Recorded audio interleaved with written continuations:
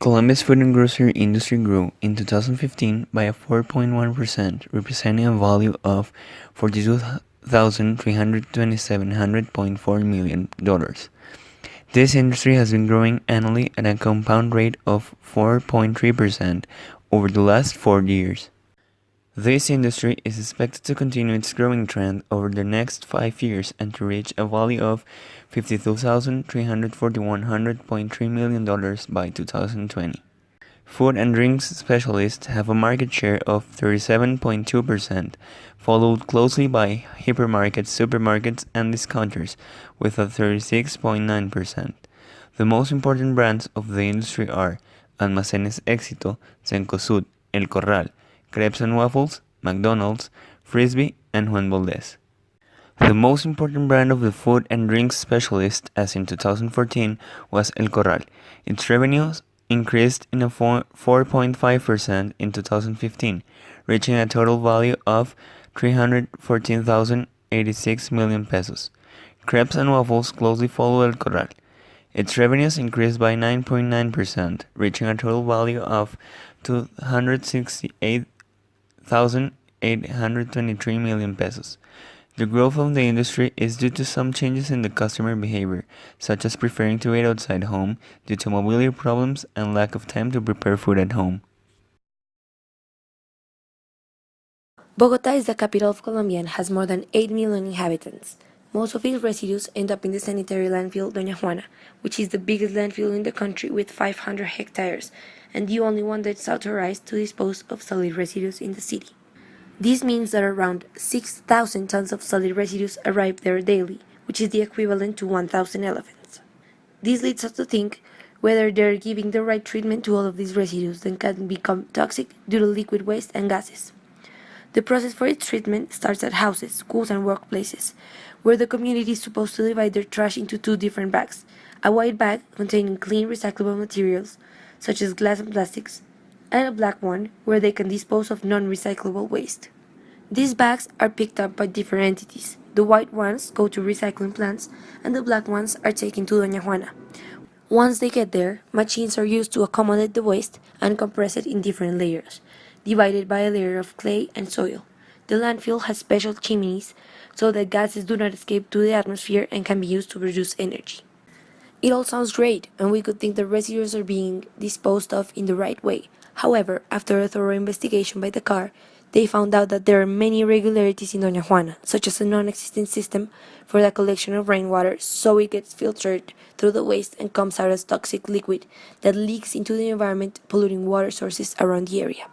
On the other hand, due to the huge amount of waste that it receives, experts believe that this landfill can be used for only 6 more years, and after this they're going to have to find a new place for the matter.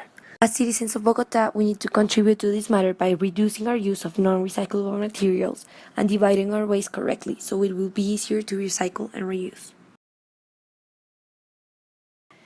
Expendable polystyrene, known as icopor in Colombia, was invented in 1941, and it has certain characteristics that makes it very important in the food and construction industries. The expendable polystyrene, or EPS, has the property of absorbing strong impacts, plus they do not absorb other substances easily, which stops the generation of certain fungi on it. Humans use EPS almost in their daily life without knowing the real impact it has on our environment. People ignore that it is not biodegradable, so it lasts between 500 to 1,000 years to degrade, and while it happens, it damages our natural resources. As EPS are insoluble in water, when they reach the ocean, it has two kinds of impacts in animals. The first mechanic, and the second is biological. The mechanic problem is caused because lots of animals eat these materials, which is why we constantly find some of it in animals' guts, and it's normally lethal. The chemical problem happens because of the properties of the EPS. They act like a little sponge and collects all the bad elements from the ocean, which then intoxicates the animal when it eats it. It's also toxic for humans, and we can also be affected when we eat animals that have already eaten EPS. There is another problem with EPS, and it is that it is created out of a substance called styrene. When smelling a lot of this substance, it can create respiratory issues, and it may also be cancerogenic. In Colombia, some entities have tried to recycle these products, but the recycling process is very expensive. So it's just a little amount of population which actually recycles. Another important material used in these industries is the aluminum. This material is a very stable material, so that's why people constantly use it. It can be recycled for a lot of time, as it doesn't have an end time for living. This has a very negative impact on environment since it's early production. For creating aluminium, the first thing to do is to get bauxite from the soil. But for getting it, all vegetation should be removed, causing a lot of deforestation. Then, after having that material, the fabrication of aluminium consists of using a big amounts of energy and water, and it creates a lot of CO2 that goes straight to the atmosphere. Aluminium can be toxic for animals and humans as if it is consumed. As people don't recycle this material, it ends up in some animals' stomach, which surely causes death, especially in water animals, which then can be consumed by humans, making this a very important social problem. It's impossible to disagree in the fact that cities, as ours, need effective solutions to lower their impact on the environment. Bogota only was shown to be the city with worst quality of air in Colombia. Bogota's river is widely known by its polluted waters. Solutions are necessary, and in many cases there is no necessity to formulate complex ones. Simple solutions just require political compromise and coordination, as well as significant citizenship involvement. More specifically, to all the food packaging problematic, there are already simple solutions on their way. But as stated before, for their effective implementation, it is required more political effort and involvement of citizens. The solutions are directed to the way each person or organization disposes of their waste. It's about to become law that everybody separates their garbage in recyclable and non-recyclable elements in white and black garbage bags. These efforts for a better waste disposal are promoted by the program Programa Basura Ceros, PBC, which coordinates la Unidad Administrativa de Servicios Públicos, UASEP. This initiative goes in accordance to a sentence 275 of 2011 emitted by the Constitutional Court that compels the district to include the recyclers population in the city's system of waste disposal. The recyclers population recycle 52% of all the waste in Bogota. The impact on the environment of this solution will be a major one.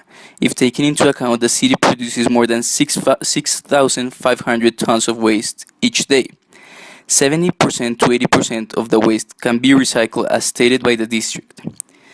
In other places, they've implemented more drastic solutions, such as prohibiting some materials for fabricating food packages. For example, Washington, D.C., as well as other important cities in the U.S., have banned the use of plastic foam. This material is not degradable and cannot be recycled. In Bogota, it is widely used.